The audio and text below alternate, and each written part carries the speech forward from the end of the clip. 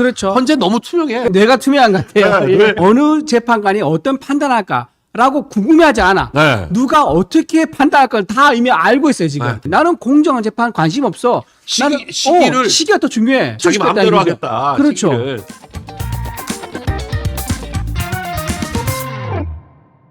자, 지금 뭐부터 여쭤볼까요? 하도 지금 뭐 오늘 여쭤보고 싶은 게 여론조사 많은데. 뭐 나온 거. 여론조사부터 예, 예. 먼저 가볼까요? 예, 예. 여론조사가 지금 이제 2월 들어서 네. 지금 1월 설 중에는 이제 각종 메이저 언론사들이 다 여론조사를 해가지고 네. 설때 발표를 했는데 네. 대충 추세로는 민주당과 그 여론조사들은 ARS가 아니고 되게 이제 전화 면접 조사라서 그런지 네, 네. 민주당과 국힘이 오차 범위 내에서 거의 팽팽하다. 네. 뭐 이런 정도. 네. 그리고 대통령 지지율 조사 안 하고 양자 대결 뭐 이런 식으로 네, 네. 이거 대선판으로 만들어 가려고 그렇게 했는데 지금 2월 들어서 지금 펜앤마이크 조사 네. 그리고 뭐 천지일보 조사 네. 그리고 뉴시스에서 뉴시스 조사 예, 예. 뭐 이런 정도가 예. 나왔는데 네, 네. 펜앤마이크 조사는 윤 대통령 지지율이 51%. 51%. 예. 그 펜앤마이크 아무래도 우파 매체다 보니까 약간 네. 하우스 이펙트 뭐 이런 게 있겠지만 네. 여론조사 업체가 여론조사 할 때는 어디서 의뢰했다는 걸 밝히지 않습니다. 네. 그래서 그렇게 하우스 이펙트가 많이 작용하지 않았을 거예요. 그럼에도 네. 불구하고 50% 넘는다는 것은 설 지나고 이제 여론조사거든요. 네. 그러면 설 민심 설의 민심이 반영이 된 거죠. 그렇죠. 이제. 예. 가족끼리 모이고 친구끼리 모이고 이렇게 모여서 생각을 정리해서 그 결과가 이번에 나온 건데 그게 오히려 설 직전보다 좀 더 좀 올랐어요. 올랐다. 올랐어요. 예. 그때는 48, 7 이렇게 나왔었는데 네. 설 끝나고 나니까 51% 찍은 거예요. 그러면 이게 지금 약간 주춤한 이제 그때 그런 여론조사가 나와서 이게 이제 효과가 좀 빠지거나 좀 내려간 게 아닌가 이런 분석도 있었는데 전혀 그러지 않고 오히려 그 올랐다. 주춤이라는 게 서부지법 사태. 난이 네, 사태. 그것 때문에 약간 네. 이제 지지율이 좀 이렇게 정체해야 되는 거 아니냐 네. 이런 우려가 이제 1월 20일부터 한 1월 30일까지는 네. 그런 우려가 약간 있었는데 네. 2월 들어서 다시 또 반등하는 모습이에요, 확실히. 그렇죠. 네네네. 지금 천지일보 조사도 46점 몇 %인가 그건 거기도 또 대통령 지지율 조사했는데 네네. 46점 몇 %고 그 펜앤 조사는 국힘하고 민주당 지지율 차이가 12%가 넘게 나와요. 맞습니다. 예. 네, 그러니까 오차 범위를 한참 벗어나는 그렇죠. 조사라서 설 연휴가 거의 일주일 됐는데 일주일 네. 동안 있으면서 많은 사람들이 이 집단 지세로 그죠? 네. 빅 이제 이벤트라기보다는 그걸 뭐죠? 빅 큰 흐름, 네. 큰 흐름이 형성이 된 거죠. 보면서 우리끼리 얘기를 나눠보고 의견을 나눠보고 공유한 결과 윤석열 대통령 이 탄핵 심판은 헌재의 편향성에 문제가 있는 거지 대통령의 계엄이 잘못됐다. 이걸 따지기는 헌재의 자격부터가 문제다. 이렇게 보는 거예요. 그러다 보니까 대통령 지지율이 올라가는 거죠. 네. 근데 이게 확실히 대통령 지지율이 의미가 있는 것이 사실 그런 기사들도 나왔는데 박근혜 대통령 탄핵 때만 하더라도 네. 사실 많은 분들이 박 대통령이 직접 지명한 재판관이 3명이 있었기 때문에 그렇죠.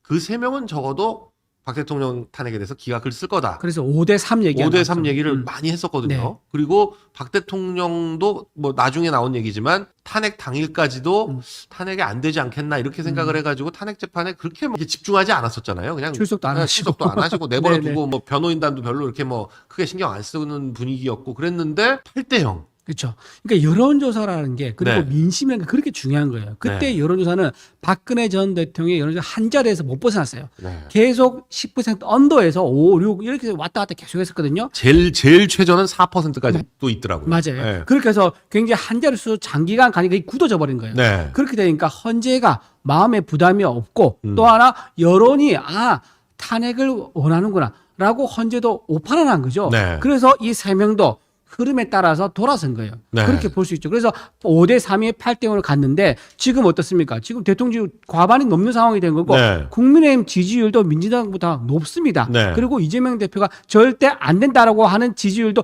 60% 가까이 나와요. 안 네. 찍겠다는 사람들이. 그러다 보니까 헌재가 벌써 4대4가 나오지 않습니까? 네. 이 4대4 구도가 만약에 그대로 간다 그러면요. 대통령 탄핵은 기각되죠. 네. 그러다 보니까 아니, 우리가 조금 불리하게 보더라도 지금 5대3이니까 네. 5대3처럼 보이거든요. 5대3이나 4대4인데 재판관 때는 4대4였었고 지금 사실 2월 3일 날 마은혁 임명 안 한 거, 보류한 거에 대한 그 헌재 권한쟁의 심판이나 여기서도 만일 그날 아침에 평의를 하는데 5대 3이 나왔으면 분명히 문영배가 그냥 밀어붙였을 텐데 그렇죠. 예, 예. 그게 안 된 게 아닌가 싶어요. 4대 4였기 때문에 네네. 4대 3은 기각해야 되거든요. 그러니까 어쩔 수 없이 그 연기한 게 아니냐. 네. 선고를 안 하고 변론 재개를 하고 지금 마은혁을 그렇게 말도 안 되는데 한 달 만에 권한쟁의 심판을 밀어붙이고 막 한 것도 이게 지금 5대 3이기 때문에 6명이 안 채워져서 그 마은혁을 그렇죠. 채워가지고 예. 6명을 만들려고 하는 게 아니냐. 만들어보자. 예. 예. 그런 의도로 보여요. 그렇죠. 헌재 너무 투명해. 너무 뇌가 투명한 것 같아요. 예. 그냥 다 이해가 돼. 그래서 국민들이 이걸 이걸 유심히 네. 어느 재판관이 어떤 판단할까라고 궁금해하지 않아. 네. 누가 어떻게 판단할 걸 다 이미 알고 있어요 지금. 네, 다 알아요. 다. 네, 그렇게 돼버리니까 이제 4명 사남매는 때려 죽여도 글로 간다 이제 그렇게 보는 거고. 그러니까 문현배 재판관이 의식을 하는 거예요. 국민들이 이게 다 드러났으니까 노골적으로 이게 속도전으로 헌재를 끌고 가면은 역풍이 불겠다는 거를 문현배가 쪼는 거예요. 쫄은 것 같아요. 예. 확실히. 그래서 본인이 했던 SNS 말이 있습니다. 최적의 결론보다 결정의 그렇죠. 시기가 중요하다. 시기가 더 중요하다 이런 말을 했어요. 이게 굉장히 참 무서운 말이에요. 그런 말을 판사가 현직 판사가 그런 말을 그러니까요. 한다는 것 자체가 그걸 그 자기 SNS에다 글을 써서 그러니까요. 올린다는 게 예. 그거 또 너무 황당한 거예요. 그렇죠. 그게 무슨 말입니까? 최적의 결론이라는 것은 공정한 재판을 의미하는 거고요. 결정의 시기라는 것은 재판의 속도를 얘기하는 건데 나는 공정한 재판 관심 없어. 나는 시기가 더 중요해. 시기를 빨리만 하는 게 문제가 아니라 예. 늦출 수도 있다는 얘기 아니에요. 그렇죠. 그거는. 늦출 자기 수도 있다는 마음대로 얘기죠. 하겠다. 그렇죠. 시기를 봐가면서 한다. 그렇죠. 야, 이게 근데 그걸 쓸 때의 문영배는 지금처럼 출세할지 몰랐죠. 몰랐죠. 그거 완전 향판이거든요. 그렇죠. 예. 완전 불경 쪽에서 돌던 예. 향판인데 예. 문재인이 우리법 연구회 회장 출신이라 해가지고 그냥 헌재 재판관은 픽업을 해가지고 네. 아니 문영배도 그렇고 이미선도 그렇죠. 네, 부산대법대 나와서 네. 그쪽에서 돌던 판사인데 그 둘을 그냥 갖다가 꽂은 거예요. 김명수랑 같이 해가지고. 네, 그렇죠. 네. 그래서 우리법 연구회 이 때문에 헌법재판소가 우리법 재판소 아니냐, 네. 카르텔이다, 사법부의 하나이다 그런 비판을 듣고 있지 않습니까?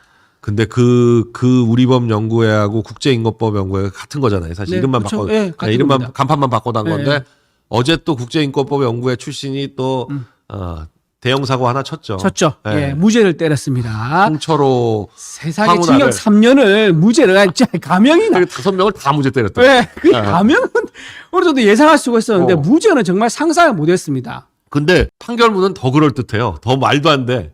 유죄의 심증은 가지만 예. 합리적으로 무죄라는 거를 배제할 만한 합리적 여지가 없어서 여지가 뭐. 해서 하여간 그런 식으로 판결하면 그렇죠. 세상에 유죄고 무죄고 못 만들 게 없어. 그렇죠. 전 국민 무슨 국어 시험 테스트한 것도 아니고 그런 식으로 본인이 쓰면서도 내가 무슨 말하지 헷갈렸을 것 같아요. 네. 그런 식으로 무죄 판결 내렸다는 거는 제가 보기 이래요.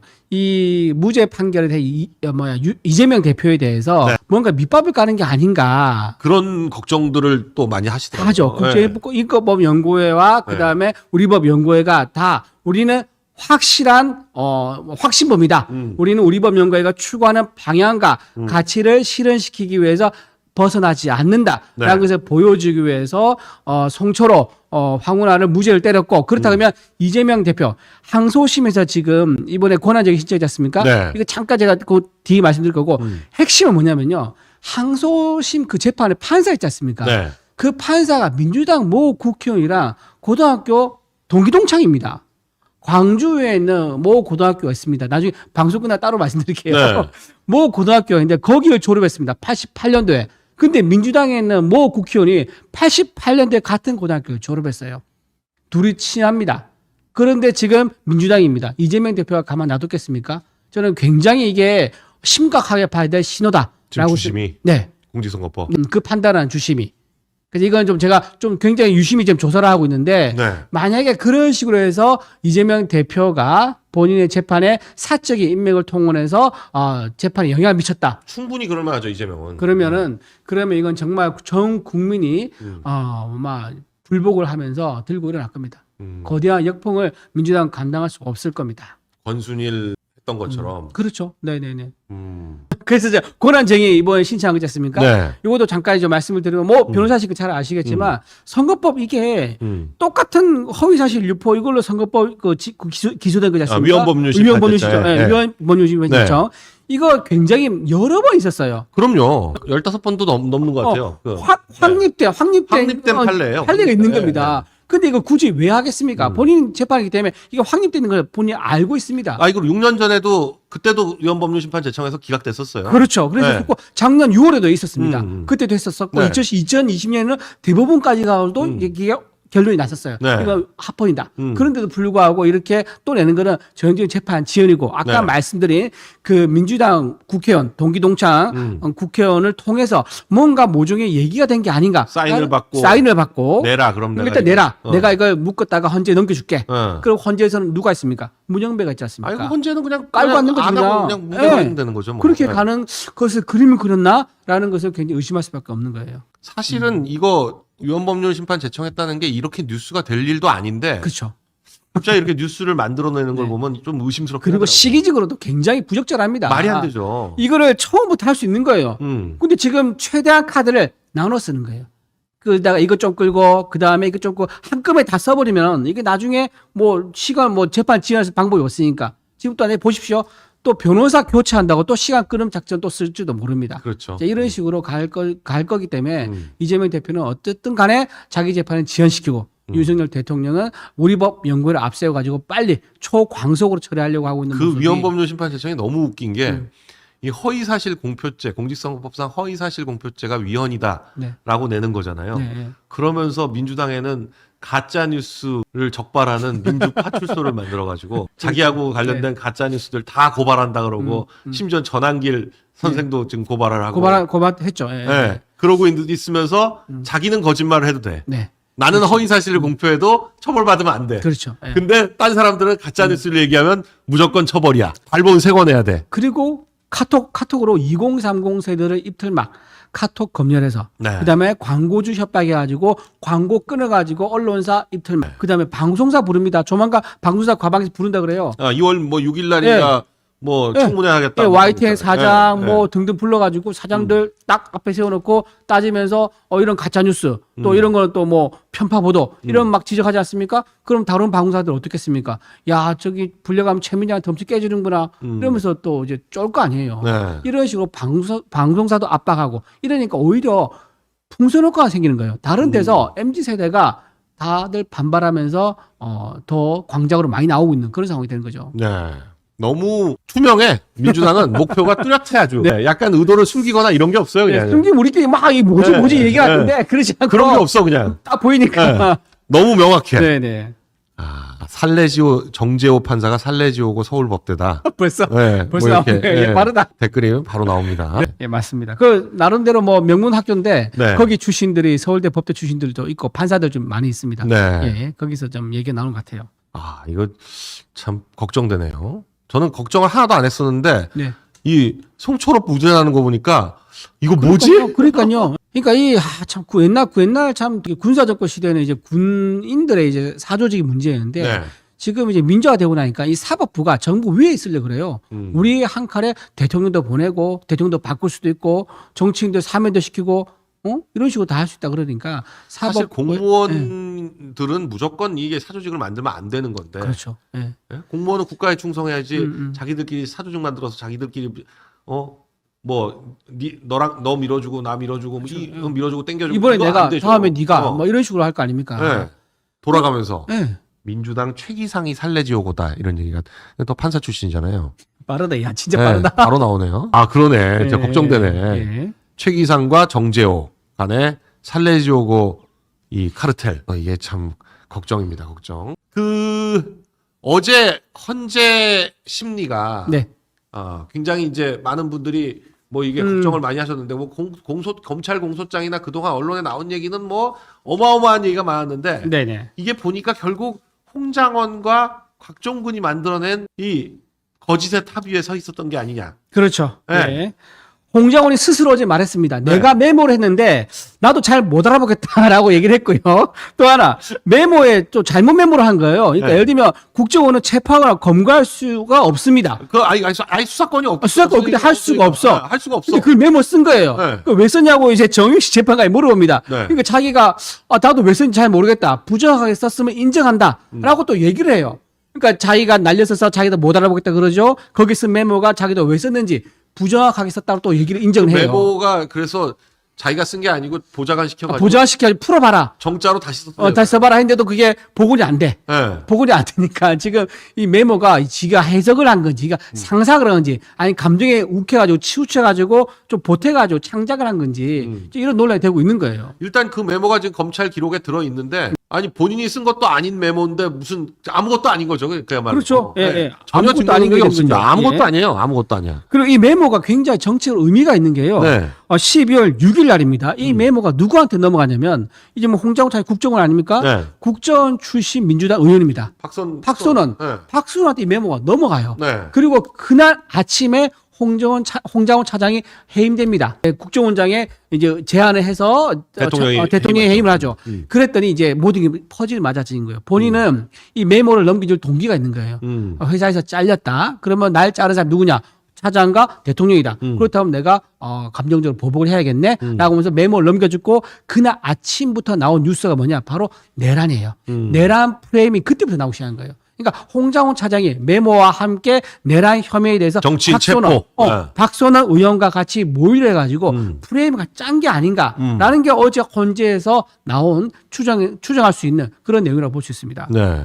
아니 그러니까 그러니까 처음에는 홍장원이 뭐라 그랬었냐면 윤 대통령한테 직접 했다. 받았고 네. 윤 대통령 전화를 받아서 명단을 불러주는데 이건 미친놈 아니야 그러면서 적다가 말았다 이렇게 얘기했었거든요. 그렇죠. 예. 근데 어느 순간에 말이 바뀌어갖고 그 다음날 말 바뀌어요. 네, 대통령하고 통화는 했는데 네. 명단은 여인영한테 받았다. 그렇죠. 예. 근데 보니까 여인영한테 자기가 전화를 한 거더라고. 예. 여인영이 전화를 온 게 아니라. 예. 자기가 전화했죠. 근데 여인영이 이런 얘기를 했다. 구금하고 있으니까 뭐 하고 뭐 체포해달라 그러고 뭐 했다고 처음에 그랬는데 나중에 이제 체포가 말이 안 되니까 위치 추적을 해달라 그랬다 그러고 다 좋은데 그걸 왜 홍장원한테 하냐 이거죠. 그렇죠. 홍장원은 대외 담당 1차장인데. 그렇죠. 홍장은 원래 북한하고 네. 해외 담당입니다. 그러니까 국내 담당은 2차장이에요. 2차장이에요. 국내 담당. 그리고 윤 대통령 어제 말은 자기가 그렇게 차장들한테 전화할 일도 없고 그렇죠. 기관장한테 하죠. 당연히 기관장인 그 국정원장한테 네, 하지. 조영태한테 그거를 왜 거기다 하겠냐.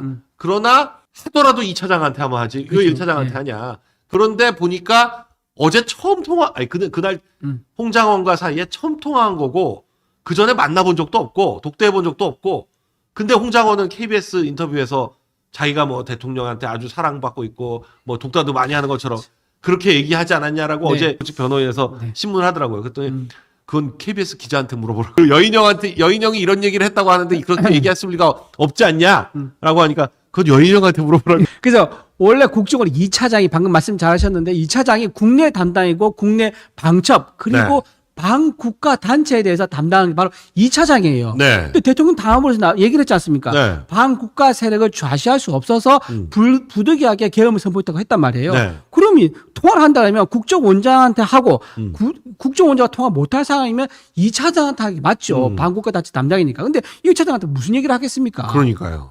그리고 홍장원이 싹 다 잡아대요. 그랬는데 목적어가 없습니다. 목적 없고 누굴 잡아라는지 모르고 어디로 가는지 모르고 그래서 이진우 저랑이 비슷합니다. 네. 이진우 수도방위 사령관 진술합니다. 체포 지시가 있었느냐 명백하게 없었다고 단호하게 얘기를 해요. 네. 예, 그리고 그 국회에 가서 그러면 이제 김용현 장관이죠. 김용현 장관이 국회에 가라는 얘기만 듣고 국회에 가서 어디서 뭘 하라는 얘기 지시가 있었느냐 하니까 이준호 수도방위사령관이 없었다.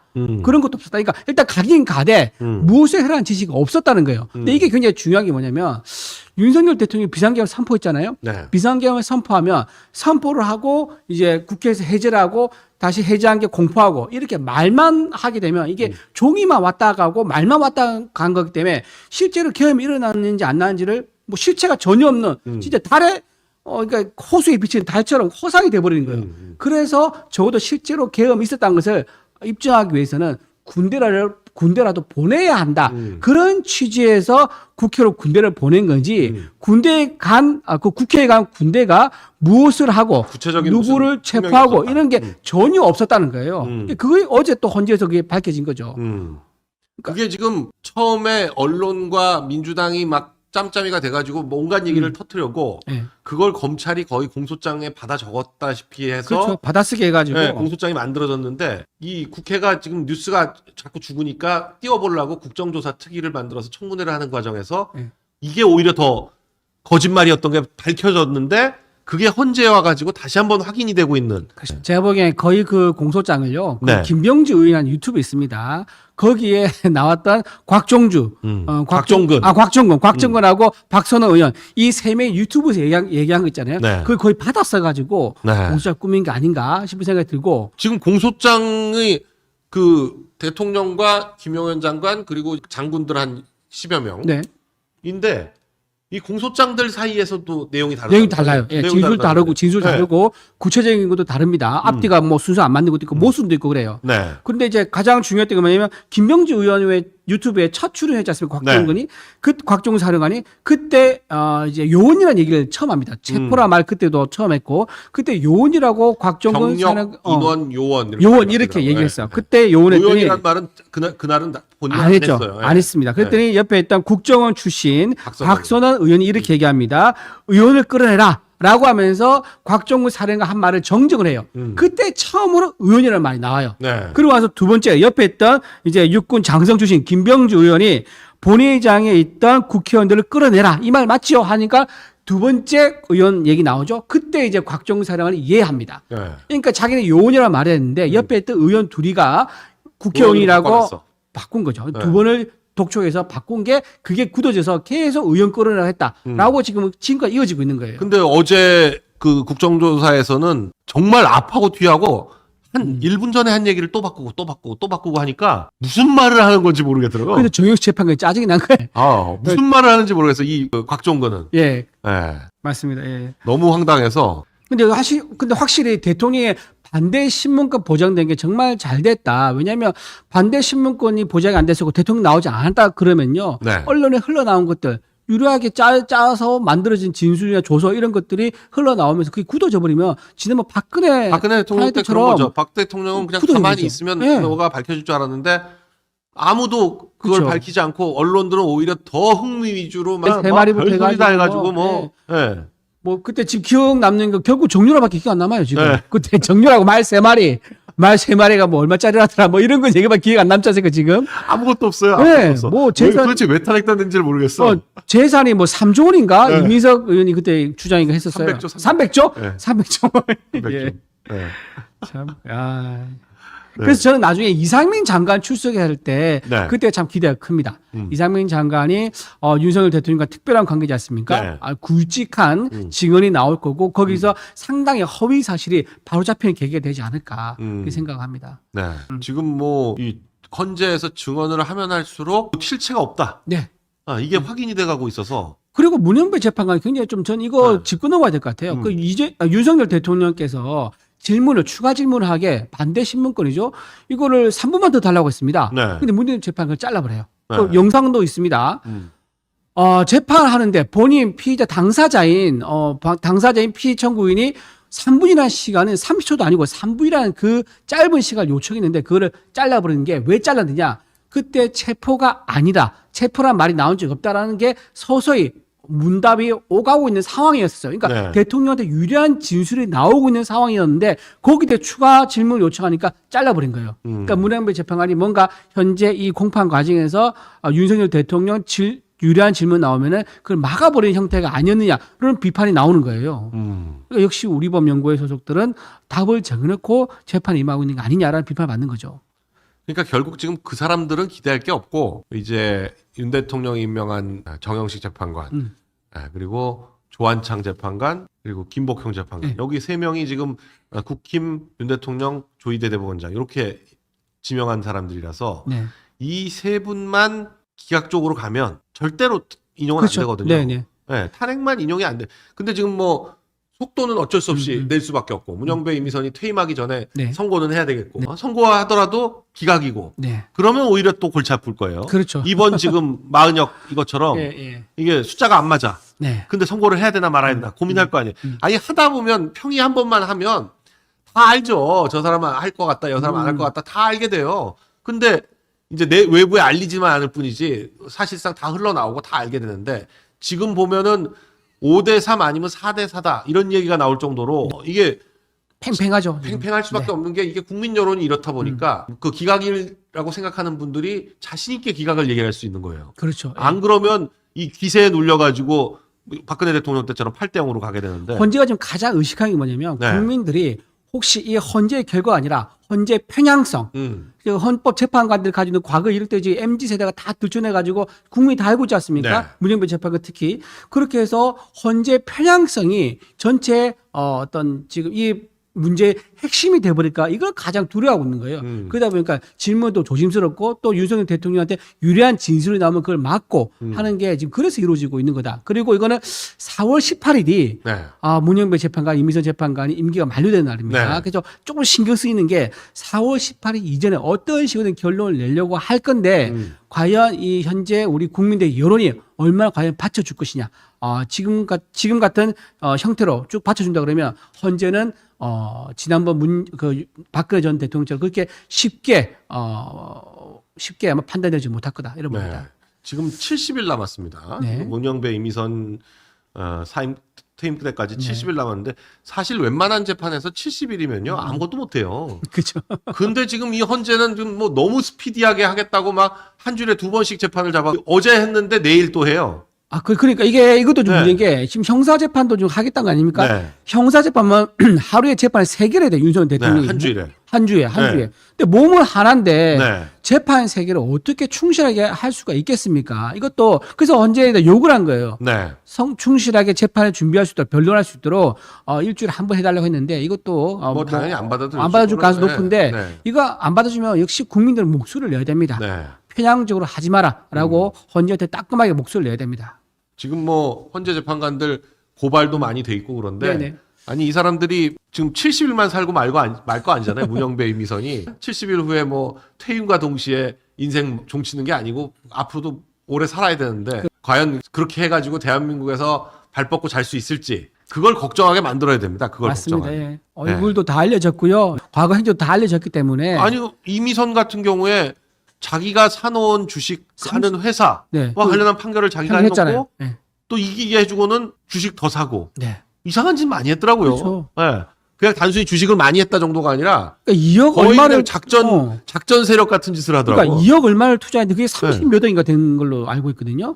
몇 배 튀긴 겁니까 이게? 그러니까 이게 그게 정상적인 주식 투자냐 이거죠. 그렇죠. 네. 이게 무슨 전업 전문 트레이더라든가 브로커들도 그렇게 주식 브로커도 그렇게 못할 것 같은데 판사라는 직업을 가지고 있는 사람이 재판에 관여해 가지고 그 자기가 가지고 있는 주식을 가지고 있는 회사의 재판에 했으니까 네. 이거는 내부 정보로 알았을 가능성이 없다라고 어떻게 말할 수 있겠습니까? 아니 그리고 정계성 같은 경우에는 그 남편이 이제 공감 뭐 거기는 뭐 네. 법무법인이 아니라 무슨 공익재단인가? 공익재단인가 재단이라고 그렇게 돼 하더라고요. 있어요. 어쨌든 거기 회사죠. 변호사 몇 명 있지도 않아요. 예, 예. 근데 거기 이사장이 그 김희수고 남편인 황필규는 밑에. 거기 제일 오래된 사람이거든요. 황필규는 거기서 한 20년 아. 있었기 때문에 사실상 그 홈피를 보면 제일 먼저 얼굴 나오는 게 황필규고 그다음에 이사진 쪽에 제일 먼저 나오는 건 김희수예요. 그러니까 진짜 밀접한 관계지. 그러니까 이사장과 사무총장 같은 관계야. 그러니까 그렇죠. 단순히 예, 무슨 예, 법무법인에서 뭐 위에 대표와 네, 네, 네. 뭐 밑에 예. 속해 있는 소속 변호사 이 정도가 아니라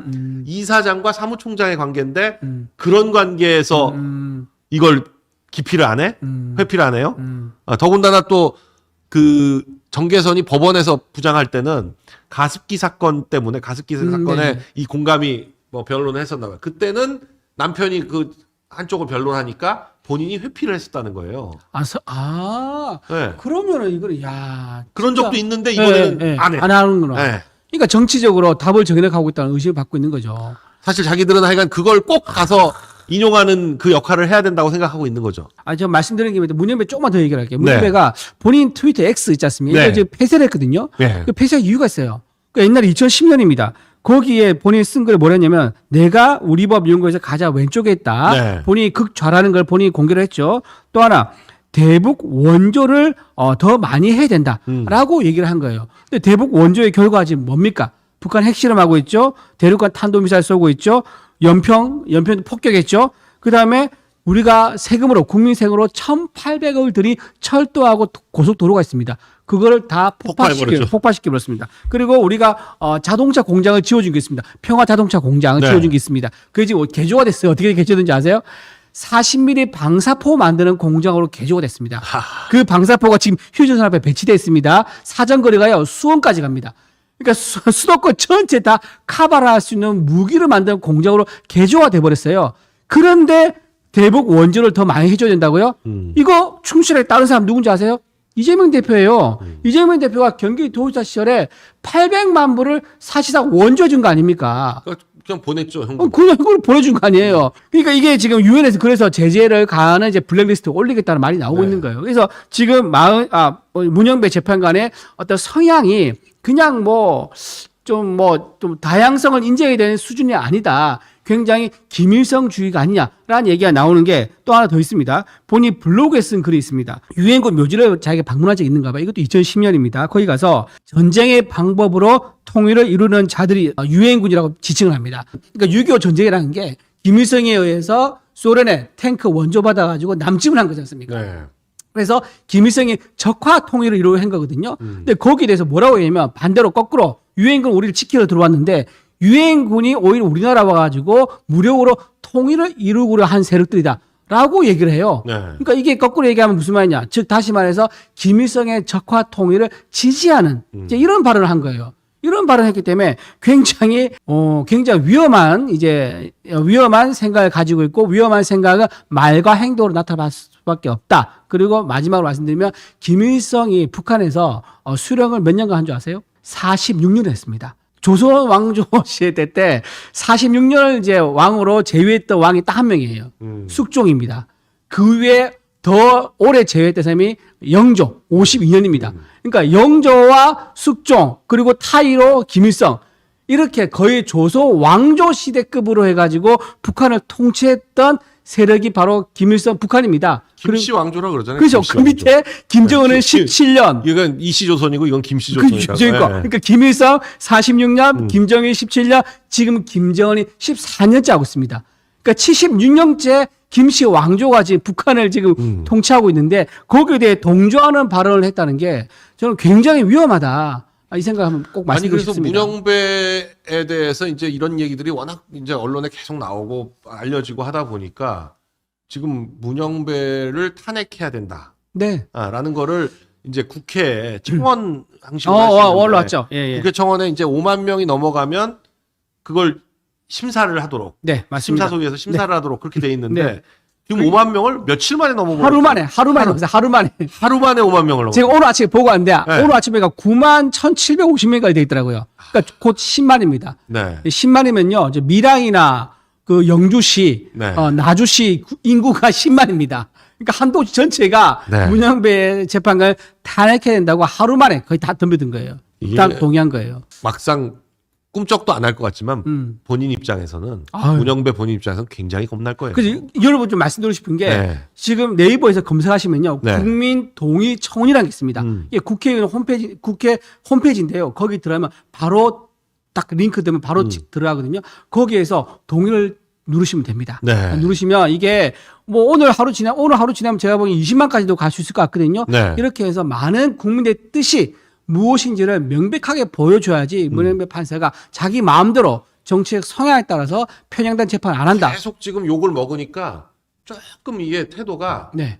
약간 이제 주춤주춤하는 것 같아요. 좀 눈치를 보는 네, 느낌이죠. 너무 노골적으로는 못하는 것 같아. 그러니까 이렇게 좀 보여줘야 돼요. 힘을. 그렇죠. 네. 국민들의 힘을 보여줘야 그래야 정신을 차리지. 대통령 반대 신문 막지 마라. 이 네. 말도 꼭 쓰셔야 되고요. 네. 3분 그게 무슨 대수입니까? 30초도 아니고 3분인데. 네.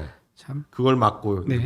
지금 그거 한번 볼까요? 지금 국민변호인단 윤 대통령 측에서 사실 뭐 변호사들 아니라도 모든 국민들이 국민변호인단으로 좀 가입해서 이게 또 이제 숫자가 늘어나면 늘어날수록 또 기사도 되고 이 대통령에 대한 지지를 확인하는 맞아요. 또 그런 예. 건데 오늘 또 전한길 강사가 여기 가입했다고 가입했다고 해서 또 그것도 또 뉴스가 돌더라고요. 많아요. 뉴스. 그런 예. 식으로 이제 예. 이 언론의 중심을 탄핵 반대쪽으로 네. 계속 끌고 와야 됩니다. 이게 네. 쉬어서도 안 되고 지쳐서도 안 되고 하여간 끊임없이 윤 대통령이 복귀할 때까지는 우리가 최선을 다해야 된다. 이렇게 말씀드릴 수 있습니다. 그런데 지금 국힘에서 한동안은 이제 막 뭐 올드 미디어들이 막 윤 대통령을 공격을 하니까 그리고 뭐 탄핵 뭐 계엄 뭐 이런 네, 네. 걸 막 공격을 하니까 계엄이 뭐 위헌이냐 좀 그러니까 약간 대통령과 거리를 두는 듯한 모습을 보이다가 대통령 지지율이 계속 오르니까 요즘에는 점점 밀착하는 네, 예. 좀 더 것 거리를 같아요. 좀 더 가까워지고 있죠. 예, 예. 심지어는 이제 권영세 권성동 그 지도부가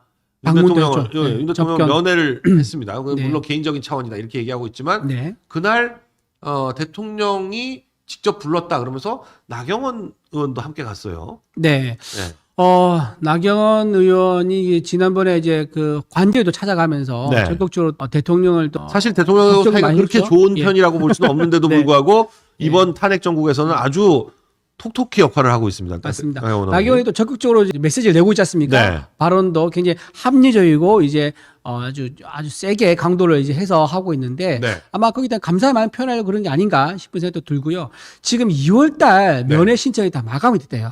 이미 이 2월달 다 명단 다 찼고요. 네. 이제 일반 하루에 의원 한 번이거든요. 하루에 한 번이죠. 예. 네. 일반 김건희 여사는 아마 면회를 안 하는 것 같고. 김건희 여사 가게 되면 분명히 네. 민주당에서 그거 또 가지고 뭐 난리 칠 거기 그렇죠. 때문에. 예. 그뭐 몰카 찍어가지고 뭐 지금 굉장히 살이 많이 빠졌다 그러는데 네. 그런 또 모습 보여주면서 막 희화하려고 할 거예요. 그래서 저는 안 가는 게 좀 더 낫지 않을까 싶은 생각이 들고요. 네. 이렇게 이제 면회를 많이 가는 것들은 사실 저는 오히려 민주당에서 비판한 게 뭐 이거를 내란 내란 이제 우두머리라고 프레임을 짜서 거기에 동조하는 건 이렇게 비판하는데 참 택도 없는 말이다. 이재명 대표가 저는 조만간 감옥 갈 거라고 보는데요. 네. 이재명 대표가 감옥 갔을 때 여러분 면회 가능한 거라 제가 한번 지켜보겠습니다. 아니 그거는 인지상정 아닙니까? 네. 개인적으로 인연이 있고 그리고 2년 서로 이제 으쌰으쌰 정권 창출했고 이러면은 인간적 도리로 가는 건 당연한 거죠. 네. 더군다나 권영세 이제 위원장은요, 옛날 고시공부 같이 한 사이예요. 네. 그리고 권영세 의원은 어릴 때 강원도에서 고향 어릴 때 같이 또 놀던 친구였고요. 네. 그러니까 인간적으로 가는 건 당연한 거죠. 그런데 이재명 대표에 대해서 어떻게 하는지 제가 눈뜨고 보겠습니다. 근데 권영세 권성동 이 지도부는 접견을 하고 나서 대통령의 메시지를 이렇게 크게 전달하지는 않았는데 오히려 나경원 의원이 네, 대통령의 메시지를 전달하는 역할을 맡은 게 아닌가 싶을 정도로 네네. 나경원 의원은 나와서도 막 글도 많이 쓰고 제가 들은 네. 바로는 네. 그 어떤 역할을 나눠가지고 나경원이 이제 해라 이제 이건 아니었대요. 네. 아니었고 나경원 의원님이 내가 간단하게 메시지를 좀 내겠다라고 해서 오케이 해서 냈는데 좀 뭐랄까 좀 너무 구체적으로 낸 것 같아가지고 너무 좀 길게 구체적으로 낸 것 같아가지고 좀 필요 이상으로 많이 낸 게 아니냐 뭐 이런 얘기 좀 있긴 합니다. 어쨌든 그렇게 해도 나경원이 이제 만남에서 면회했을 때 내용에 대해서는 좀 대표로 해서 네. 입장을 내겠다 이런 거는 정리가 있었다 하더라고요. 지금 이선표님이 국회청원 판사 탄핵동이 7만 넘었다고 오전에 비해서 벌써 2만이 더 늘어났네. 그러니까 문영배에 대한 국민적 어떤 분노가 지금 하늘을 찌르는 거죠. 네. 하루 만에 7만 겁먹죠. 겁먹어요. 자, 여러분 네. 문영배만 지금 있는 게 아닙니다. 네, 다 뭐 정계선도 있습니다, 여러분. 정계선도 이미선도 있고. 있습니다. 잊지 마시고요. 여러분 정정미 재판관도 정정미도 있습니다. 있고요. 국회에 가서 청원 열심히 해주시기 바랍니다. 여러분들이 열심히 클릭하고 목소리를 낼수록 헌재가 바른 재판, 정의로운 재판을 할 수가 있습니다. 네. 그렇게 9만 4천이에요? 9만이에요. 제가 아침에 7만이 아니고 9만이 9만. 네, 아침에 보고 있습니다. 예. 9만. 네. 이건 뭐 어마어마하네요. 이게 하루 만에 9만 이거 기록적인 숫자인 것 같은데. 하루 만에 일단 5만 원 넘었고 2, 3일 더 지나서 9만 됐습니다. 네. 예. 아유, 엄청. 그러니까 오늘 이 방송 보신 분들 좀 많이 공유해 주셔가지고 링크를 네. 좀 많이 공유해 주세요. 공유해 주시면 이거 내일 되면 20만 더 찍을 수 있습니다. 네. 이거 숫자도 의미가 있고 네. 여러분들 물론 광화문 집회에 나와 주시면 제일 좋지만 광화문 집회에 못 나오시는 분들은 CIA 신고 우리법 연구회 국제인권법 연구회 이 사람들 좀 제발 그렇죠. 좀 신고 좀 해서 이 사람들이 일본이나 미국 갈 때 입국 거절이 돼봐야 이게 만만치가 않구나 세상이 그렇게 쉽지만은 않구나 이걸 느끼지 않을까 그런 생각이 듭니다. 이재명 대표가 옛날에 일본을 간 적이 있는가 봐요. 그 일본 가서 뭐 얼마나 그렇죠. 엄청난 걸 느꼈길래 그렇죠.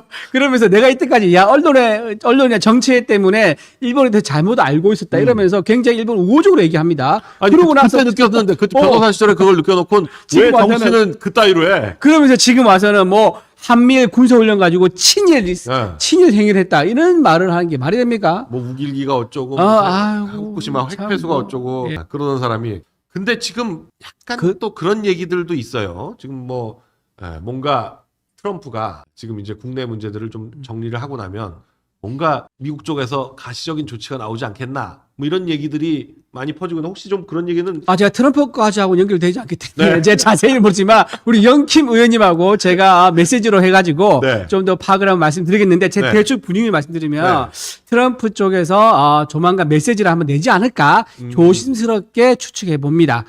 왜냐하면 지금 현재 상황이 이재명 대표는 일단 이제 미국에 대해서 점령군이다. 그다음에 주한미군 철수 이런 얘기 하고 있지만 이제 와가지고 박선원하고 둘이서 그치, 짝짝꿍해서 갑자기 노벨 평화상을 추천했단 말이에요. 그래서 제가 보기에 이 뻐꾸기를 네. 트럼프가 받지는 않을 거다. 네. 바로 잡아서 탁 날려서 반사시킬 거다. 이렇게 봅니다. 반사의 의미로 아마 윤석열 대통령에게 힘을 실어주는 메시지 내지 않을까 조심스럽게 추측해 봅니다. VOA에서는 계속 그런 얘기들이 많이 나왔었거든요. 뭐 네네. 윤 대통령을 체포하거나 하는 일이 발생하면 미국 쪽에서 가만히 있지 않을 거다라는 식의 메시지들도 그러니까 신호를 그 냈죠. 인터뷰 같은 그렇죠. 거에서 그런 예. 말이 많이 신호를 나왔었는데 냈었죠. 예, 예. 지금 실제로 미국 쪽에서 굉장히 지금 이걸 지켜보고 있다 이런 얘기들이 많이 나와요. 그래서 미국 지금 캐나다, 멕시코, 중국과의 관세 문제라든지 뭐 콜롬비아의 불법 이민자라든지 멕시코의 불법 이민자라든지 이런 좀 굵직굵직한 미국의 국내 문제가 해결이 되고 나면 이제 중국과의 관계에 있어서 하나씩 뭔가 조치가 나올 거다. 그렇죠. 예. 지금 이미 중국의 관세 10%는 추가 관세 10%는 네. 물렸으니까 뭔가 나오는데 그 중에 핵심 중에 하나가 한국 문제다. 지금의 이 윤 대통령의 상황이 이게 단순히 여야 관계가 아니라 이 배후에는 중국이 있다. 이렇게 보고 있다는 거거든요. 그렇죠. 이재명이 이렇게 우리 이제 우파 정권, 보수 정권을 흔드는 이유가 뒤에 중국을 업고 하는 게 아니냐라는 얘기가 나온 거고 지난번에 왜 연말에 중국 이제 관영 매체죠. 네. 관영 매체와 함께 비밀리에 아까 홍대에 있는 카페에서 만나서 얘기를 했지 않습니까? 네. 다른 기자들은 전부 다 명패하고 이름 다 달렸고 어느 통지사라는 걸 다 밝혔는데 중국 매체만 명패를 안 달고 만났다 그러더라고요. 그리고 그날 식사 끝나고 나서도 그날 중국- 서방 쪽은 아예 안 왔고 아시아, 일본하고. 중국 왔는데 일본 쪽 그 외신 기자들이 빡쳐서 중간에 가버렸다고. 그렇죠. 중간에 네. 갔는데 네. 뒤돌아보니까는 이재명 대표랑 중국 기자들만 만나서 계속 얘기를 하고 있는 모습까지 확인이 됐었죠. 그때 무슨 얘기를 했겠습니까? 이 중국 신화통신은요 관영 매체인데다 이게 중국 공산당의 지휘를 받기 때문에요. 사실상- 단순히 기자가 아니에요. 사실상 정보기관이에요. 스파이예요. 정보기관이에요. 사실상 스파이예요. 스파이라고 말할 수 있을 정도의 네. 정보기관입니다. 네. 그러니까 어떤 내용을 주고받을지 좀 더 버텨라. 우리가 중국에 받쳐줄게. 라는 그런 얘기가 오갔다면 정말 큰일이죠.